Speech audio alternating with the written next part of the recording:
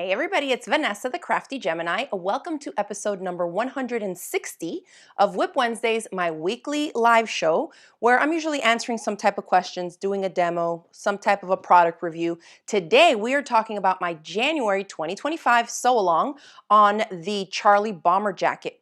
It's a course that I have, but it's a pattern by Jalie.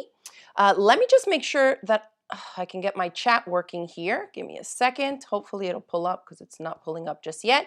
But if you can see me and hear me, just let me know where you are tuning in from and whether you're watching on Facebook or on YouTube. I don't know why this thing, some weeks it works and some weeks it don't. Do you have access to the chat over there for you? Yeah.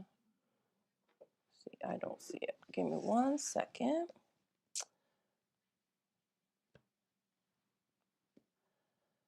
I'm gonna try one more thing, y'all. Otherwise, I'll need you to read me off any questions that we get over there because I can't see them here. Yeah, see, my thing says offline. Oh well, let me see if I can do this and just go directly to YouTube. I know mine is going to be delayed if I can pull something up here, but we'll try and see what we can do.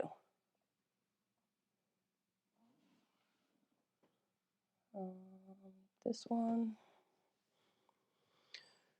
Okay. Right here. All right. So first things first. Is anybody saying anything about my sweatshirt? I posted a little reel video on Facebook, Instagram, I think on TikTok and on YouTube too, for this sweatshirt, which is a repurposed sweatshirt that I made from 2 stained sweatshirts and a pair of sweat pants. And I'll just do a little 360. You can see a little chunk of that gray fabric that I inserted there. And so I wanted to talk a little bit about this because I know last week I shared a couple of other sweatshirts that were like kind of one was repurposed and the other one I made from yardage and I kind of did a reverse applique technique on it. Y'all remember this one where I cut it and put the cuffs, the fabric with the check on it and the hoodie part from a green sweatshirt and just added it to this purple one? Well, I've been getting a lot more kind of comments and DMs and stuff on Instagram mostly of people asking like, do you have a class on that? Are you going to do a tutorial? How are you going to, how can we learn to do this? And it's a little tricky when you're making stuff like this because it's repurposed chunks, right? So it's going to vary based on what old sweatshirts, sweatpants, or this kind of material type of products that you're starting off with. Depends on the size.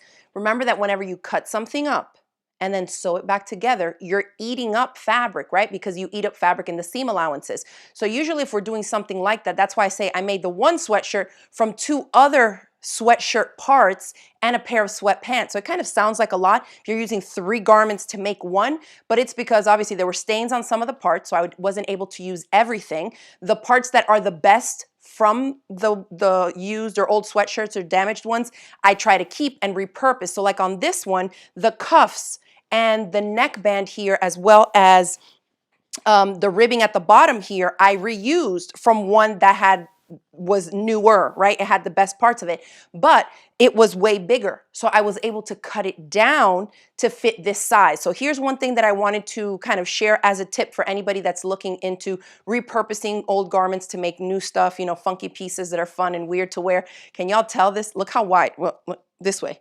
This gray part, I can't even see it on camera. Okay, so this gray part, you see how it starts off wider here, the other side, wider here, and then it kind of tapers. I'm going the other way. It tapers this way, a little bit narrower. This was a chunk from sweatpants, okay? That went from higher up, like wider at the thigh and narrower down. That's why I have that weird chunk. But the way that I'm able to make it come together into a size that, even though it's an asymmetrical kind of piecing that I did with different fabrics from different garments, it comes together still balanced and even where the shoulders start the same, the sleeves are the same. And so that's the part that I wanted to share because a lot of the messages I'm getting are from people who are new to sewing.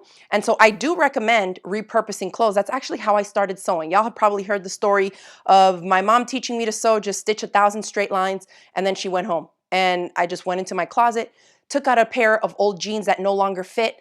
I cut the legs off and I wanted to make a purse, okay? I cut the legs off the jeans and just sewed the bottom of the crotch area, front and back, and I just sewed it together and I put it wrong sides together.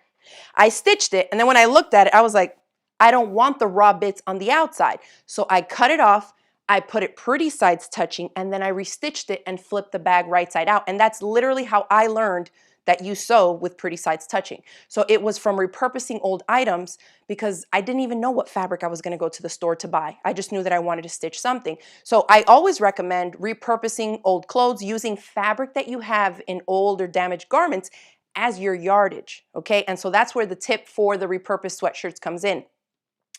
If you have sewing patterns, like the ones that I teach my courses off of, Jalie patterns, for example, it helps to use the chunks of fabric from different items, you piece them together to make your yardage, and then place the pattern template pieces on top so that you're still gonna get a garment that comes together symmetrically, where you as a beginner don't have to know pattern drafting skills. Does that make sense? So for this one, this asymmetrical chunk that I put here, the sleeve is one color, this other sleeve was from like a third sweatshirt, and then this chunk of gray that I have back here, I'm able to throw in pieces like that without worrying about throwing off the shape or the silhouette of the garment, because this was like a big chunk that was added to it.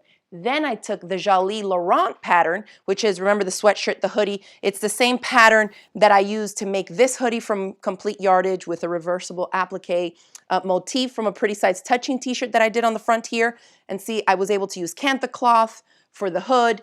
And so because the pattern template pieces are already done, I've made it before, I know the size is going to fit.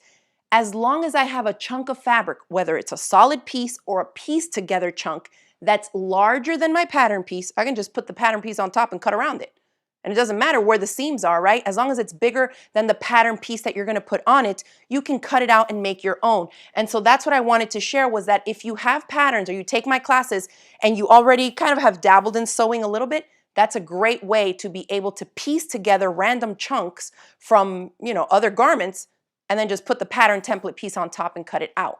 I think that's a lot easier, especially for beginners to do, than it is to like take a medium-sized sweatshirt, cut some off, put on another piece, and still hope that it's symmetrical and measures about a medium or small. You know what I mean? So it's easier if you can just chunk together things, then put a pattern piece on top and cut around it, like we would from any quilted bag, quilted pouch, right? We quilt the base fabric first, and then we cut it out with whatever piece we need, okay?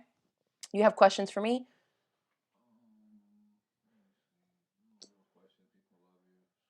Oh, thank y'all. Thank you. Y'all funny.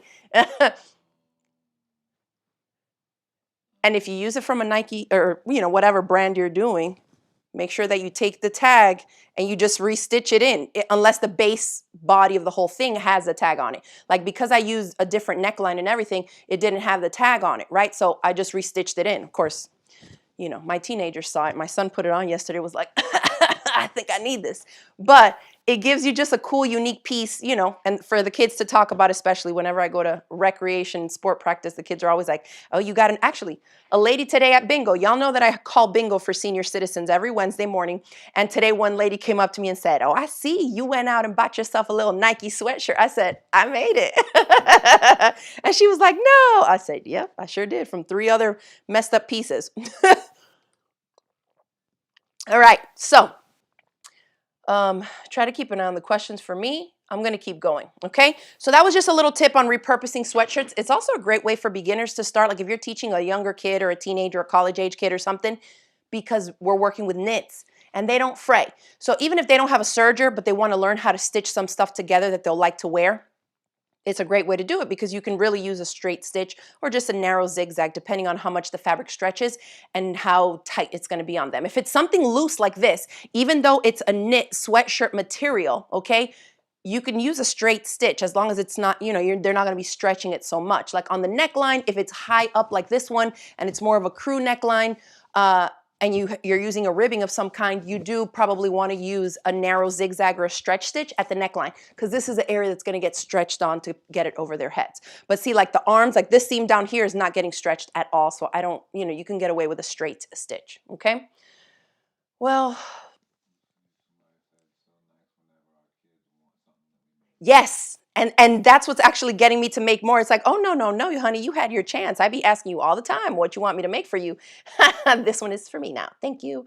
But yeah, it's fun for them to ask about. Then actually, we'll get into the Charlie Bomber jacket because my daughter put on my last one and she was like, this is the perfect size. And it's like 5 sizes bigger than her size. But she said that that's, you know, that's what she likes is oversized stuff. So I was like, great, maybe this next one will be for her. And I'll tell you why in a second as we get into this. And you know what? I could pull up the video, but I cannot see the chat on it. It doesn't let me. I'm going to try one more time because y'all know I like to be in on the chat with you so I can see what y'all are. Yeah, on YouTube. Because it doesn't have me, I guess, logged in with my login, like my Google login. Okay, well, I'll start talking while this thing loads and I'll see if I can wing it again. Okay, so let's go over to the over-the-shoulder camera shot. We are kicking off my Jalie Charlie Bomber Jacket sew-along. This is a course that I did years ago, step-by-step video lessons. There's 27 video lessons, and I thought it was time to revisit and make another jacket. So I have dozens of pictures of students who have made this jacket. Those of you that are here and have made the jacket before, but are still going to be participating in this month's sew along, let us know in the chat so people can see. You know, feel free to give your. Oh, thank you. Ooh, thank you. Great, great. I got a phone now, y'all, with the chat. Great. Yes, Susie says her 12-year-old granddaughter designed and sewed a hooded sweatshirt from 3 thrift shop sweatshirts. It turned out adorable. And actually, you sent me that shirt. It turned out so cute. So they're definitely doable projects. And I told my mom, because she goes to a lot of thrift stores down in like the Orlando, Kissimmee area here in Florida. And I don't know what day she goes somewhere, but she finds sweatshirts for like 50 cents. So I told her, oh, can you get me some different sweatshirts, just different solid colors? And that's actually how I did one of these. The purple and green one, the green one was one of the sweatshirts that my mom got me that had, you know, I mean, it's a little bit older. That's why I only use, like, you could see it's a little bit more worn on the cuffs and the hood. But because the purple shirt was a new sweatshirt that I had that didn't have a hood, I went ahead and added the green elements to it. But she sends me some, you know, big bags full of stuff from the thrift stores that I can cut off, even if just for the ribbing. I mean, if you're paying $1 for a sweatshirt, you know, and it's stains all over and kind of old, use the ribbing off of that because we all know sometimes it can be really tricky to find good quality ribbing, okay? And so I reuse them because I got a lot about that as well. Let's see. Yes, Laura says now to go through my stash to find fabric to use, okay? And just play around with it, especially you, Laura. You have little kids and they're twins. So if you use adult-sized used, you know, garments, obviously when you cut them down, they're going to get smaller. So you can definitely make ones for your little guys with that, okay? Okay. Oh, good. You see, Deborah says she made 2 Charlie Bomber jackets and she can't wait to make another one. Great. So I went ahead and got a head start because I wanted to rewatch my video lessons. That's the good thing about signing up for my courses and clubs, y'all. Once you pay for the class, okay, and you log in, you have access to it indefinitely. So, of course, I filmed that class, I don't know, 7 or 8 years ago. And they're all high definition videos step by step. So I went back, watched it, saw my little tips, and got kind of like back on, you know, in my brain of like, okay, that's how I did that. That's how I did that. That's a great little tip and things like that. So today I want to show you the progress that I've made on this new one that I've started. It's not done. I just put the lining in, so we'll talk about it a little. Sorry for the black, but I mean, it's not like a regular course sample. It's like a real one for me to wear. So I'm using a different lens today just so you could see it big like this on the table. I have a stash of fabrics here, so we'll talk a little bit about suitable fabrics for this project. I went ahead and sent an email this weekend to everybody that's already in the course. If you have the Charlie Bomber Jacket video course, my course, you can participate in the sew along for free. You don't have to do anything. All you got to do is log into the class and all the sew along materials are there. We have a calendar, and what I'm doing for the sew along, aside from the video course, because all the lessons are there, if you're a student, you just log in and can watch them at any time, is that I'm adding 2 live question and answer sessions. So in real time. So for those of you that messaged me and told me I need to find the kit that I bought from you 6 years ago or something when you first released the class, definitely go ahead and grab that. You can start watching the lessons. There are links already in the course to where you can be watching videos and submit questions that I will then prepare to answer on the live Q&A session. So the first live Q&A I have here, we're doing them on Sunday, so 2 Sundays this month, okay, since it's a sew along for January. On January 19th at 6 p.m. Eastern and January 26th, 6 p.m. Eastern. The first one is going to be on supplies and materials, and the second one is going to be on actual construction stuff. So you'll be able to watch lessons, submit your questions, I'll answer them live, and then the live Q&As, if you can't attend in real time on the dates and times I just mentioned, they're recorded and they're just put in there. So whenever you have time, you can log in and watch those lessons. So the course is on sale at $30 off. So even if you can't participate live with us this month to make the Charlie Bomber jacket this month, like we're doing in the sew along, you can always log back in and watch it. So if you take advantage of the sale price now, and I put a link in the description box below if you're watching on YouTube, and then also in the caption if you're watching us on Facebook, so that you can click the link, sign up for the class, and then once you have it, it's yours, okay? Because the price is gonna go up. I decided I was gonna do the sale price just for a week, but since it's a month-long sew along, I decided, hey, we'll just leave it up on sale for the whole month. At the end of this month though, it's going back up by $30 more. So it'll be $107. Right now it's $77. You get access to 27 step-by-step video lessons. And if you join now, you get access to the extra live question and answer sessions for this month's sew along. Yep. Let me see. The last two. Okay, a question from Gloria. Hi, Gloria. She says, repeat, if we already have the class, how to watch the sew along, please. Yes. So if you already have the class, you know how to log in. You go to craftygemini.com. You click login. You log in, you're into your student dashboard. From your student dashboard, click on My Individual Courses. When that page opens up, you're gonna look for the Jalie Charlie Bomber Jacket Pattern course. And when you open the course, the first thing you'll see is January 2025 sew along info. You can print the calendar from there and you'll see the live question and answer, live chat links. You'll see the links to submit your questions. So it's all inside of the course. That's how you participate in the sew along. So needless to say, if you want to participate in the sew along this month, you need to be registered for my course, okay? Sylvia says, I need my zipper for the jacket. So glad you mentioned it. Here's my little stash. We have added 22-inch jacket zippers in 14 different colors to the website, as well as the black reversible ones. So if you want to make the jacket reversible, obviously will require a lining, so you'll need more fabric, but we do have reversible zippers as well. So you can make this pattern. And actually, I'll mention that in the course, I show you how to make the jacket unlined, which is how the pattern comes, okay? It's just like a one-layer jacket unlined.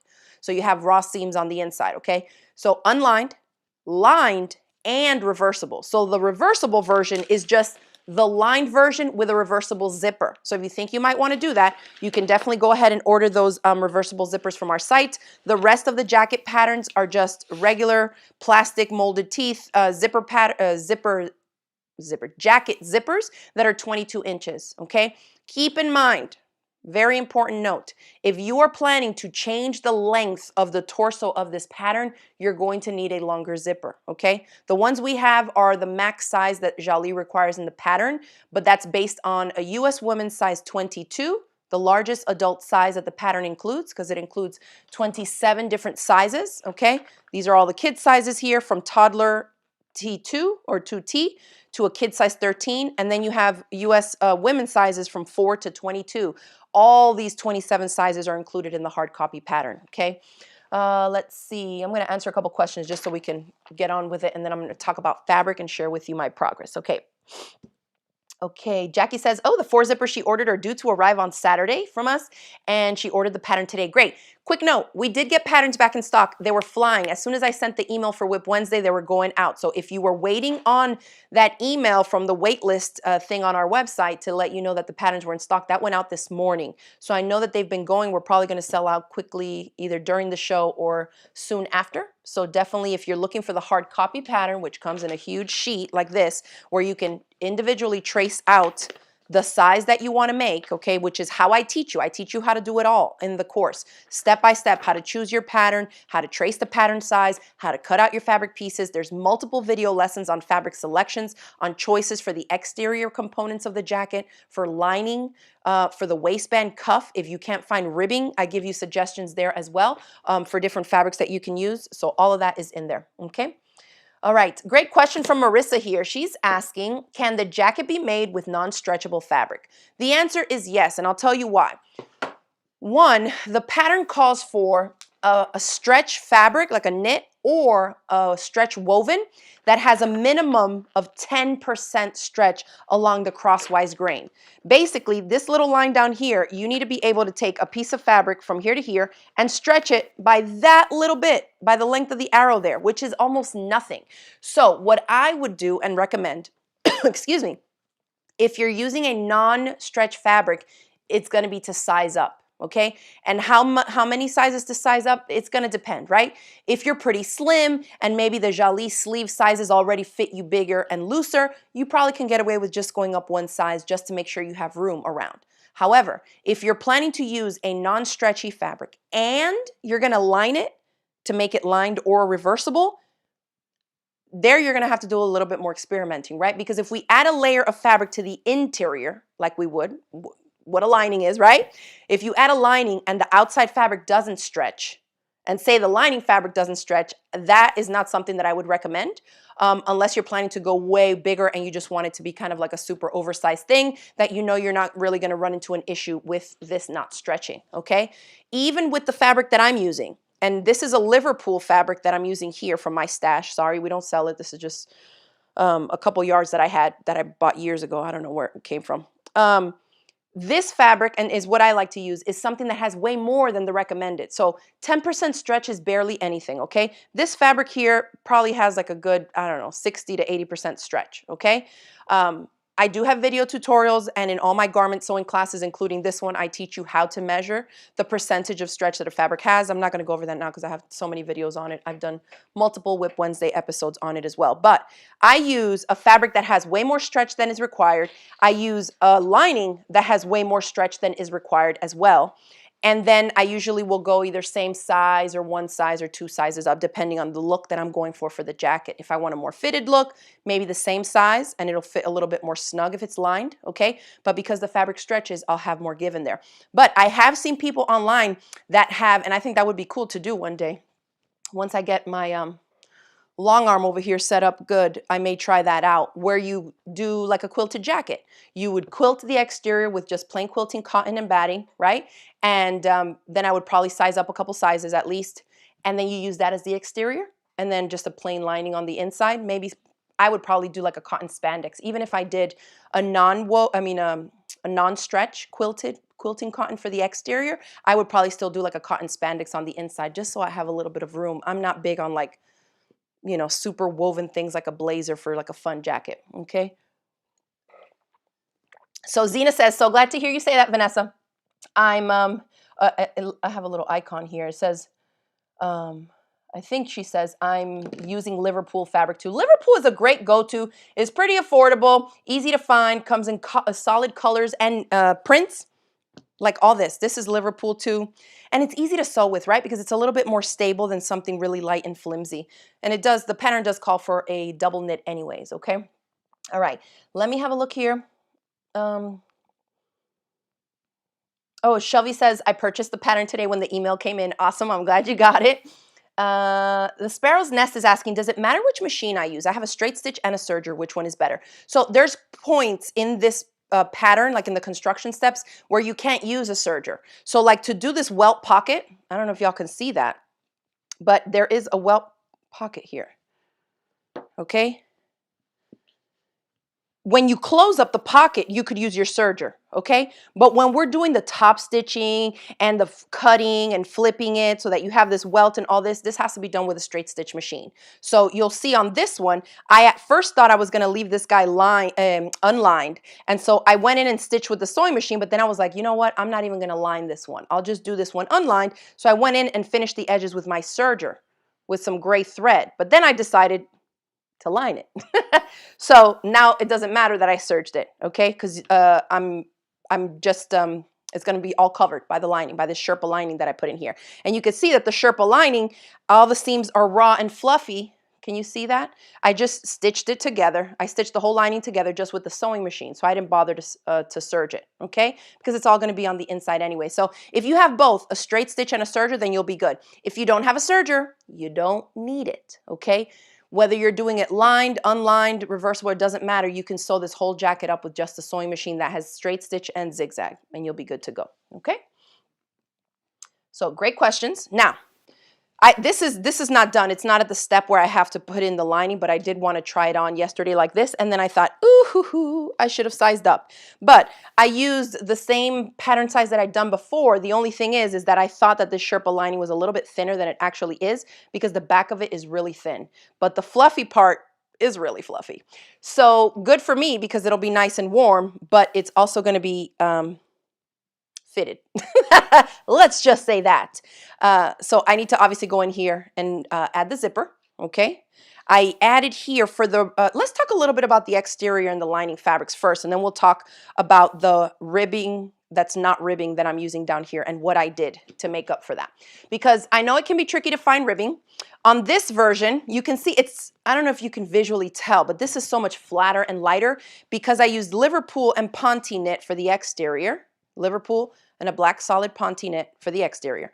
And the lining is just a Liverpool, like a crepe finished Liverpool. So they are double weight fabrics, right? It is double weight because it's also lined, but it's still like a lightweight jacket. It's not going to be as warm and fluffy as the one with the Sherpa lining. Now, this fabric, like I said, Liverpool, super easy to work with, pretty stable. You can find it in a gajillion colors. We have some on the site. I'm not sure if it's sold out or not. Just like this, in a solid hot pink crepe. This looks brighter than it actually is. We had this teal color. So if you're looking for something plain and solid, we may still have some of these on the site. I know we had a couple of like houndstooth prints. This is like a pink one. I may be adding a few more, not a lot of cuts, but be on the lookout for that. If you kind of refresh the link to where we have the fabric for this project in the caption, you can kind of refresh it tonight, maybe before you go to bed, and see if there's any new fabrics that have been added in there, okay? Any of these type of things, Ponte knit, Liverpool, Bullet, let me see what else they suggested here. Yeah, it just says any double knit, Ponte, stretch pleather, or scuba knit will work for this pattern. If you have something that has barely 10, I can't even think of something that would have less than 10% knit. Fleece. Okay, let's talk about fleece. Actually, I had pulled out some fleece. I'm glad I remembered. I put in an image today in the email of a like I think 6 images were included in today's email newsletter. By the way, if you're not signed up for my email newsletter, get in on it because that's where we share all the information. So by the time I go live in a video and I tell you, hey, we're almost sold out, it's because my email newsletter subscribers get first dibs, right? They get the notification first, and then by the time I announce it to everybody else, it's usually, close to selling out or selling out. But I did include an image of a fleece jacket, I'm pretty sure, that one of my students made for a little kid, and they used fleece. Remember, we've talked about this before when we're talking about fleece. Fleece has some stretch, and this is just like tie-dye blizzard fleece or non-pill something from Joann's. It's just basic, cheap, budget-friendly fleece, okay? It's all polyester. Now, here's a selvage, okay? Perpendicular to the selvage is the crosswise grain, and this is going to determine usually the degree of greatest stretch in the fabric. And so that's where you want that minimum of 10% stretch if you're going to make the Charlie bomber jacket out of what the pattern calls for, okay? So if I go like this, I already know that's more than 10%, okay? Because 10% is literally like this much. So the fact that I can stretch this all the way and let it go and it comes back, that means that this has like a built-in mechanical stretch. The stretch from this is not coming from spandex or elastane or lycra or anything like that. It's just, it stretches automatically. So if you have fleece scraps in your stash, like I do, left over from some of these other projects, like this one I used fleece, right? All these fabrics. This is fleece from Joann's, this is fleece from Joann's, this is fleece from Joann's. And the way that I color blocked this, some people were asking me like, oh my gosh, how did you think about those colors? I didn't think that hard. It's just I didn't have enough fabric. So I only had enough fabric of the gray to cut out the sleeves. That was it. I couldn't even do the kangaroo pocket in the gray. I didn't have enough. I had a chunk of this, so I did that. The other piece of that teal I did for the inside of the hoodie. I put the cantha cloth on the outside. Now notice, the cantha cloth mixed with the fleece is similar to this idea that you were asking about, Marissa, if the pattern or the bomber jacket can be made out of a non-stretch fabric. Well, we saw the fleece doesn't really have spandex or lycra in it, but it stretches some. Cantha cloth is a woven, it's a cotton fabric that has some like big stitch quilting through it. This is just like sold off the bolt in a quilt shop. I bought this in St. Martin when we went on the last cruise in 2020, my last quilting cruise. And so this doesn't stretch at all, Okay, and so I just made sure to match up the pieces so that I wasn't stretching the fleece at all, and as long as they were both the same size, they fit together fine.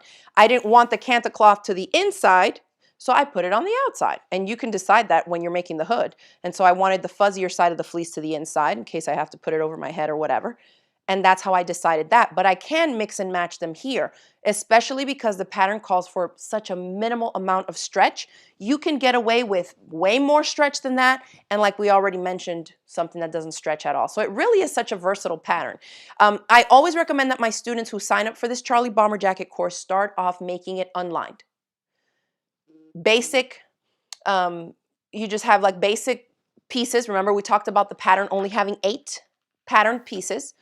If you make it lined, you're obviously going to need a lot more fabric. There's a lot more steps because you have to make 2 jackets, right? The outer and the lining. And then you have to put them together in the very specific steps in order for it all to come together and you have no exposed raw edges, okay? And the way we do it, we actually don't end up with any holes on the inside. You know how sometimes say you're making a zippered pouch, and you have to like leave an opening somewhere. You can see that on the inside of this. I mean, there's nothing. There's no like hole to close up or nothing like that. So it's a really cool way to stitch everything up. And so because of the way that we line it, it's what also allows you to make it reversible, right? So if I wanted to, I mean, I can't do it now because the zipper's already been installed, but if in the construction steps you want to make it reversible, you can.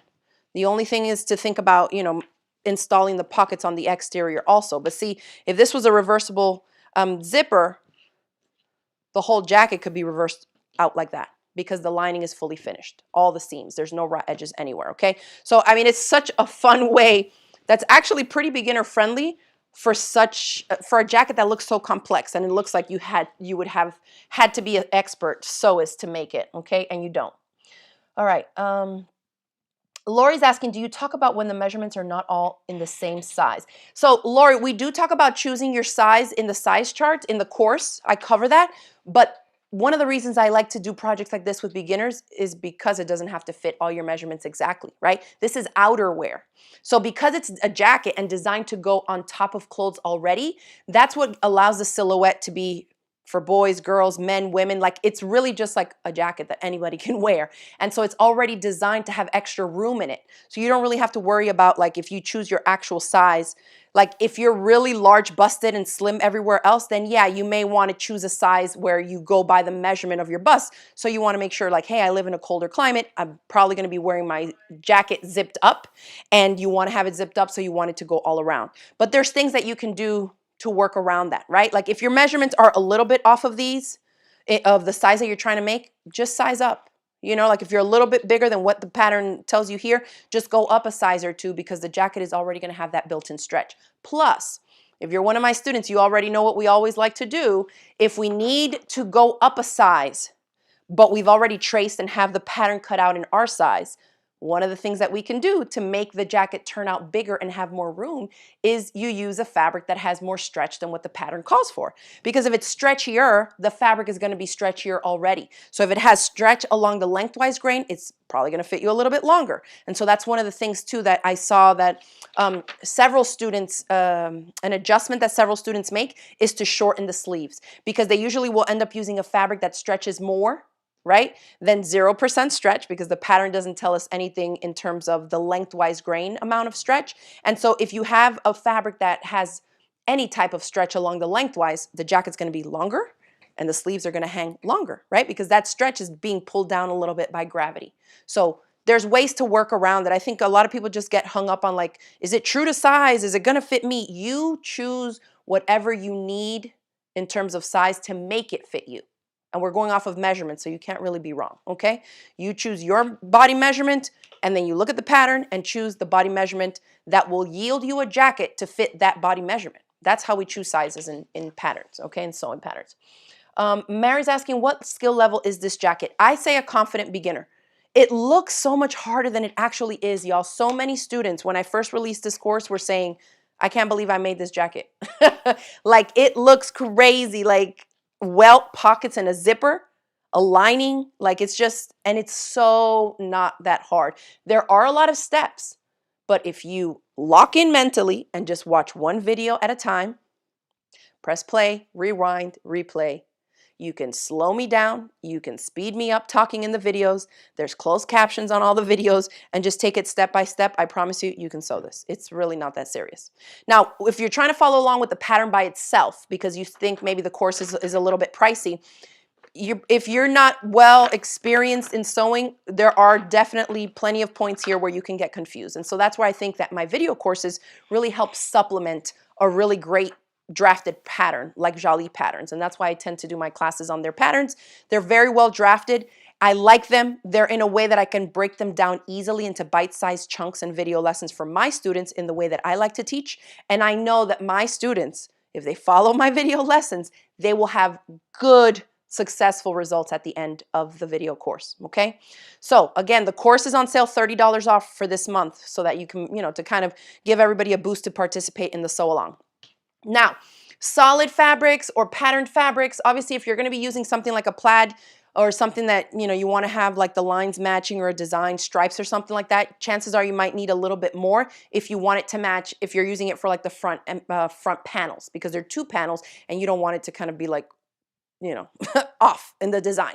If you're using something with stripes or a plaid or something like this, for the back panel, then it doesn't really matter, right? Because if you're mixing and matching it up with a solid on the sleeves, these lines of the plaid or whatever stripe design don't have to match nothing, right? Because we're color blocking it.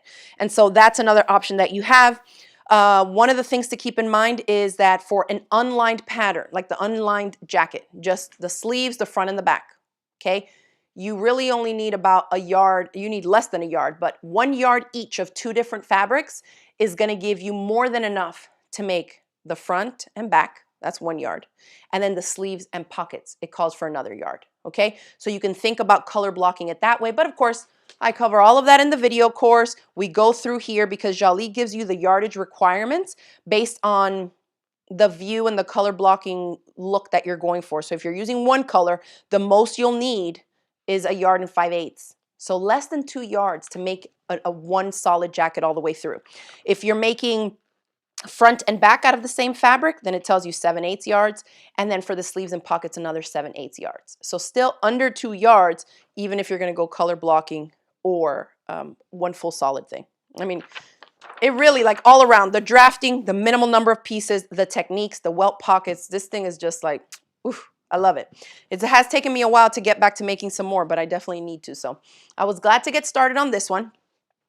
I used Liverpool. I'm using a light, like it's light on the back, but it's a Sherpa, like fuzzy, warm lining, okay? For the ribbing down here, this is called, and this is just something I had in my stash that I literally paid $2.50 a yard for from Fabric Mart Fabrics, maybe 12 years ago.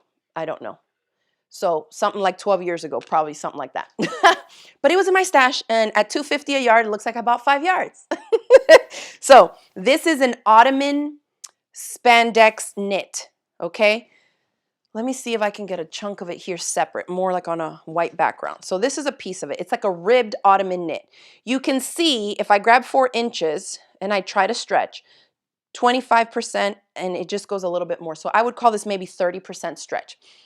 In the video lessons, I recommend whatever fabric you're going to use for the cuffs, the neckband, and the waistband ribbing, that it have at least 100% stretch, because that's usually what ribbing is going to have. And I'll grab some proper ribbing here just so y'all can see. When we talk about ribbing, there's different types. There's some stuff called like t-shirt ribbing. Do I have any of that stuff here?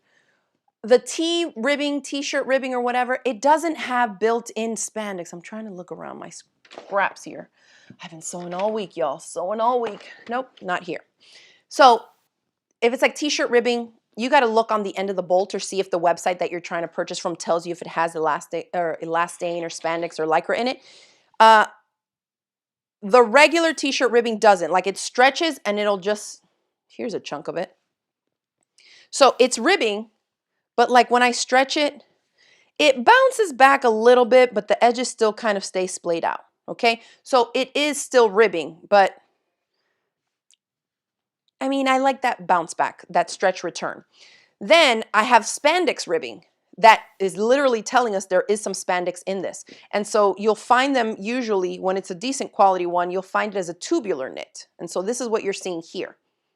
Okay, so excuse me, if you're having a tough time finding ribbing, look up maybe like tubular ribbing and see if maybe that keyword will help you pop up with a few more vendors. We from time to time sell this whenever we did like our pajama kits and things like that, or we teach a class that requires ribbing. I usually will restock the ribbing. This is red and it's tubular, okay? But the width on this is basically from fold to fold here. And I'm gonna measure right quick. It's like 12 inches. Usually you'll find it be like 12 inches or 14 inches. And so then it depends on how long is the pattern template piece that you are supposed to cut from ribbing is, right? Because this is not yardage. It just comes in a tube like this. So in other words, if I need to, and I think I have a piece here, I'm gonna share with y'all a little hack that I had to end up doing because I didn't have a ribbing that was that length. Where's my ribbing piece? Here we go. So this is my waistband ribbing, or my waistband template piece for my size of the jacket that I'm making, this animal print one, okay? If I put this template here, the pattern instructions tell me to cut one on the fold, okay? So here's my fold line. Sure, this is a tubular knit. Here's my fold line. Ta-da! I don't have enough. Yes, it is a knit, but you need to pay attention to what it says in terms of the width of it. If it says it's a 14-inch tubular knit, that would put me here. Still not enough. I have a 16-inch tubular knit, puts me here. It's still not enough, even though it's ribbing. And so, yes, there are several ways to get around it. One would be cutting this on the fold, opening it up, cutting a whole piece as much as I can get from it, okay, and then having to piece it together. But if it's a waistband, I don't want to have seams like across my waistband at different spots, right? Like random asymmetrical seams that are not like on the side and the side, okay? And so what I ended up doing for this, one of the things I do recommend though in the course as well is using cotton spandex, because a cotton spandex jersey, make sure that it has spandex in it though, so you have that stretch return. It stretches usually at least 100% stretch. So that's going to give you a good amount of stretch, just like a ribbing would. So let's check this. This is a spandex ribbing. Let's check how much it actually stretches. So this direction, lengthwise, don't stretch much. This direction, which would be like around the circumference of your wrist or the waistband or whatever, the neckline. If we grab 4 inches, and I'm just going to grab one layer instead of doubled up. Sorry, yep, let me scoot in. So if I grab 4 inches of this on the fold through just one layer of it, and this is how you measure stretch percentage, even though I said I wasn't going to do it. I'm just going to do it quick. 25, 50, 75, 100, 125% stretch. So you can see that in a proper spandex ribbing, that's how much stretch you have. And because it has spandex, it has that stretch return. What does that mean? Well, you can stretch it over your wrist on the cuffs of a jacket and it will just come back over. You can stretch like a sweatshirt over your head if you have that ribbing around the neckline and it will just go back to its regular size, okay? The t-shirt knit here, this is the T-knit ribbing or whatever I said. That's ribbing, but it's not a spandex-based one. So 4 inches, 25, 50. Look at that. It don't even go to 75. So one thing to note, not all ribbing is created the same. 2, not all ribbing has the same fiber in it, okay? That has spandex, it stretches back. This kind of bounces back a little, but if you stretch it a ton and have it like this, it ain't coming back from that too much, okay? Until you like wash it and dry it. But you saw that. It don't even have 75% stretch. So if you go with a cotton jersey or cotton spandex, it usually has about 100% stretch. You can always check to see how much. The more stretch it has, it's going to be even better, okay, for those spots of the jacket, okay? So keep that in mind. So what did I end up doing? Because I did not have a fabric that was like just plain black that would go with this for the waistband here. Well, all I did, right? Because you got to think about how does that piece act in the project. This is supposed to be the waistband, and if you've seen a bomber jacket, it kind of cinches in at the waistline, like at the waistband area, and makes it almost look like a little bit puffy around. I just ended up adding length to it because the fabric I used didn't stretch as much. So it's the same thing. You got to be thinking along the same lines that we just mentioned in terms of the fabric for the actual part of the jacket, right? If you're using a non-woven fabric that doesn't really stretch, you need to size up, okay? If you're using a fabric that stretches less, well, you can't really go much less than the 10% to the woven. Like that's as less as you're going to go. But if you need to use a fabric that plays like ribbing, which as you saw has either 75% or 100 to 125% stretch. Those were two different types of ribbings. We need to use a fabric that is in that range of that stretch as well. So if we have a fabric that's not in that range of stretch, we can just make it longer. Does that make sense? So that you still have fabric to reach, even though on stretch base alone, it's not going to reach. Does that make sense? You cut the piece longer, so you add built-in fabric since you don't have built-in stretch. Hopefully that makes sense. And those are the type of things that I like to teach my students as we're working through these projects so that you can start thinking as you tackle the next project. You're like, oh yeah, we did that. Oh, I think this might work. This is how you learn. Sewing is a journey, y'all. The more projects you make, the more new techniques you learn, the better you will get, okay? Quick question from Lori here. Let me see. Laura's asking about the tracing paper. Hopefully we'll get another order in soon. They usually take a while to come in, Laura, but we'll restock that Bozo Creative pattern because I know we sold out last week. Let me see. Oh, Laura says the videos are awesome. I bought it and I'm so glad. I love to hear that. Zena says, I'm so glad I signed up for this course. I've learned so much just in the first 30 minutes. Yay! I'm telling you, I walk through everything in there. And if you do go through the lessons and you have any questions, submit the question and I will be answering it in the 2 live Q&A sessions that we're doing for this month's Sew Along, okay? Let's see. Lori asks, in the video tutorials, do you discuss adding the lining? I have made a bomber jacket in a local sewing studio class, but I don't feel confident doing the pattern again. Yes. So in the video course, I show you how to make it unlined, lined, and what you need to do with the reversible zipper to make it reversible as well. So yes, all that is covered in the course. Okay. Yeah. Oh, thanks, Elle, for writing the same thing. She said, yes, she walks us through the lining. Great. Okay. So all I did with this fabric, and let me grab it. That's that Ottoman rib knit that I bought for $2.50 a yard. Listen, if you're like me and you buy fabric, I've talked about this before. I feel like there's 2 different types of fabric buyers. One, those of you that go to the store with the project in mind and you go and you buy the specific fabrics you need. And then 2, me and a lot of my friends out there who are just like, I don't know what I'm going to use this for, but I like it. This looks versatile. This looks good quality. It's cheap. I'm going to get it. I think I can use this. It's black. That's me. So I ordered this from Fabric Mart Fabrics ages ago. But, I mean, it's such good body to it. It's a double knit. It has little ribs on it because it's an Ottoman knit. But let's have a look. Did I already do this on how much stretch it had? Let's check this one. 4 boxes. So we take 4 inches. We go here, 25. And look at that. It only has like 30% stretch. So we just said we need a ribbing fabric or to play like ribbing on the neckline, cuffs, and waistband that has at least 100% stretch. That's what I recommend. The 2 different types of proper ribbings that we just measured have 75% stretch and 125% stretch. This has 30%. This ain't even close. Is this considered a ribbing? Absolutely not. But can I still use it? Yes. So all I did was add, and this is not like a set formula. I went like this and flipped the back of my jacket on its back like this and measured when it was just the exterior without the lining, okay, without the waistband. And I went like this and I took that pattern template piece and on the fold determined how long is that piece of actual ribbing fabric supposed to be. Like this. So if the fabric was cut on the fold, it would be this plus this, okay? The same thing doubled up. And then I determined how far away from the edges I was. And then I said, okay, well, since my fabric is not gonna, even if I cut this fabric to the size that the pattern template called for, because it's requiring it be ribbing, it's expecting you to be able to take this piece for this size jacket and stretch it to make it reach this.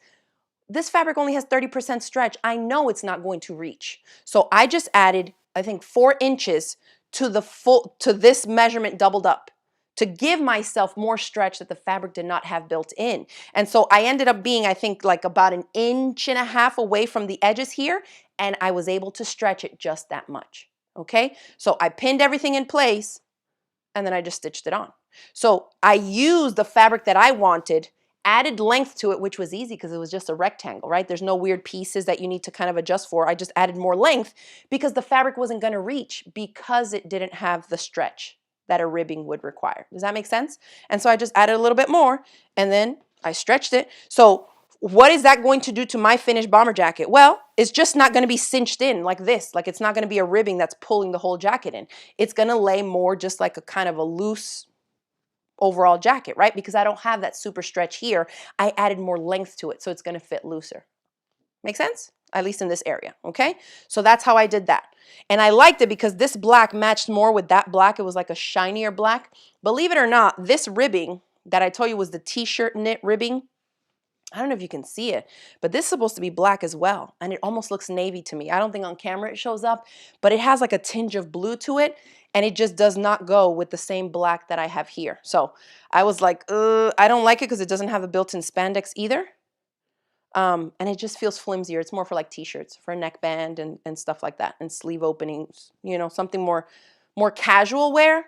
And so this one, even though it had less stretch, look prettier. I like the rib on it, and it feels like a good quality, even though I paid $2.50 a yard. But anyways, if you have fabric in your stash, take it all out, see what you got to work with, and see what you can use for your jackets, okay? For the pockets, I went ahead and tried to keep them a little bit streamlined, like a little bit more slim, and so I just used black Ponte knit. We're sold out of it, I think, already on the site, but it was a little scrap piece that I had of the black Ponte that we sold. So this black is not the same as this black. This has ribbed, this is not, but it goes, right? Because it has that sheen, and they're both polyester, so it just looks like about the same shininess.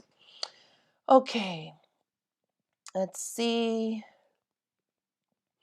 The ribbing is nice and thick, got a little stretch. Oh, y'all are talking about some ribbing that you got. Great. Yes, so Windless Original says, I like the sound of using something with less stretch intentionally. Yes. And so part of my, you know, I think the draw behind my courses is that you feel like somebody is holding your hand. I'm walking you through every step. So you don't really need to know what you're doing to be able to complete the jacket because I'm telling you what to do, okay? And on something like this, you can choose the wrong size and it's probably still going to fit. You know, if you go one down or one up or you're not too sure, you can always size up. You might use a fabric that has a little bit more stretch or a little bit less or whatever. It's still going to work. And so throughout the process of you making stuff and not yet really knowing what you're doing, that's where you learn. That's the part that I like. That it's like you get to the end and you're like, I literally have no idea what I'm doing, but I made this jacket, so I must can follow directions or I must know a little something. You know what I mean? And so that's the part of it. Because if you leave it just up to yourself to feel like, okay, I feel confident in my skills, I'm going to tackle this pattern, we don't always end up with great results at the end. But if you just trust what I'm telling you and just trust the process and go through every step that I'm telling you to do, you're going to end up with a jacket at the end, okay? All right, great. Lori says, okay, I'm in. I just purchased the videos on the pattern. Woohoo! I can't wait to see your finished jacket, Lori. Awesome. Now, this is not the only one I'm going to be making as a part of this sew along. So I just wanted to share this one with y'all because I wanted to tell you, you know, give you the example one to show you how different, just based on the fabrics that you choose, it can look. So we'll see next week, or by the time I do the first live Q&A, I mean, I'll have this one done. Now, I'm fast. I know what I'm doing. But I've gotten to this point here where the lining is done, the pockets are in, the whole thing is pretty much put together. All I have to do is install the zipper, the collars, and the cuffs. And that's it, right? To finish this whole jacket up. And I started it yesterday. Okay? I think I cut out the pieces the day before, at night before bed. And then yesterday I started putting the whole thing together. And it was just a few hours before bed. So yes, I'm fast, but even if you spent a week working on this 15 minutes every day, like maybe not 15 minutes, let's say 45 minutes, because you need time to watch the video, pause it, replay it, you know, and go through the steps. But if you spend a little bit every day or every couple of days, you're going to be so impressed with yourself by the time you're done with this jacket, trust me. And this is something you can wear over and over again. I mean, I've traveled, I've worn this one for years, 7, 8 years. It's polyester, you know, it lasts forever. Okay, let's see. Just making sure I'm not missing anything else. So real quick, We're doing a January sew along for the Jalie Charlie bomber jacket pattern. The hard copy pattern you can purchase from us. If you want to get the PDF pattern, I have the link to Jalie's website. It's a French-Canadian company, and they sell the PDF as well. You can get the PDF from there, and that way you can just print out the size that you want if you know what you're doing. I always like to have the hard copy because I've been making these in different sizes for different people, and I just like to trace off the size that I need so I can keep the original still intact. What else? The video course, you need to be a student enrolled in my video course in order to participate in the sew along, where I'm going to have 2 live question and answer sessions to answer all your pre-submitted questions on the jacket. We go over every single step. There's literally 27 video lessons. Everything from the beginning of going over the charts, measuring, taking the measurements, choosing a size, all that stuff, to the fabric choices, the zipper installation. We're making it unlined, lined, and or reversible. We have the jacket zippers in 14 different colors. So based on the fabrics that you're choosing, you can choose the zipper that you want to use. Any of them work. You just need a sewing machine. I'm trying to think of all the key things. You just need a sewing machine to make the jacket, okay? And then, of course, if you're going to make it lined, make sure that you have enough fabric, because you're going to need basically double the amount since you have to make a shell for the inside lining. Make sense? And you got to have more of that fabric if you want it to be the same fabric for the back, the sleeves, and the 2 front panels of the lining itself. So let me pull this out of here just so I can show you what I'm talking about, because the lining is a whole nother jacket that goes on the inside. And then if you're planning to make it lined, go up in size, because that fabric, that second layer of fabric, is going to make it fit more snug. You have now a doubled up jacket, okay? So this is what it looks like so far here. I'm so impressed with my progress, y'all. Yesterday I was going to stop before I got to lining, and I was like, it's just like 5 seams. I can do this fast. And so I did. So this is the jacket, the lining. It's a Sherpa, like a black fuzzy Sherpa. They're connected by the waistband. And then the exterior shell. So you can see that if I didn't make it lined, look how drapey and nice and light that jacket would be if it was just that Liverpool fabric. Okay, it would just be this. And you can see how drapey, because if you pick it up like that, nice and drapey. Like that. The pockets is literally my favorite part of this whole jacket. When you make these, and you have these pockets in there, like literally people are like, oh, you're an expert if you can do those welt pockets. And it's such a quick and easy technique. The instructions are a little bit confusing, but of course, if you're in the course, you're watching the video lessons and I walk you through step by step. So watching the video and seeing it visually makes it a lot easier, okay? Okay, so that is that. Let me pop in here. Okay, great. Good, I see some of y'all got the pattern. Some of you are signed up. Yep. And I'll send out a couple other more emails and stuff just for the people that are participating in the sew along, so you know what we're doing, and remind you to submit questions for the live Q&A, and we'll get going on that. So the sew along is running this month. Don't feel like if you're signing up today, you're behind. If you sign up for the course, you save $30 right now, just this month, January 2025, and you can log in right now. Like if you have the course, you've had it for 5 years, just log in. All the information on the sew along is there, and you can start watching the video lessons, even if you're still kind of sourcing your supplies and getting your stuff ready or waiting on your order for zippers or fabric or whatever from us, okay? So thank you all for tuning in. Thanks for the great questions. Jester Creative Space has another question. Will the lining also have pockets? You decide that. So if you want the lining to just be a lining, you don't have to have pockets on the inside. But if you're planning to make it reversible, then you probably want to have pockets on the outside if you're wearing it with that second side out, right? So, and I talk about this in the course, is I tell you to just be mindful of the fabric that you're using for the lining and for the pockets, because the pockets are going to be even bulkier since you're going to have another set of pockets on the inside. But if you just care about the functionality of the pockets, you can do something lighter like a cotton spandex, right? And that way it won't be quite as bulky on the outside. And when you go reversible, you'll have some lightweight pockets there, okay?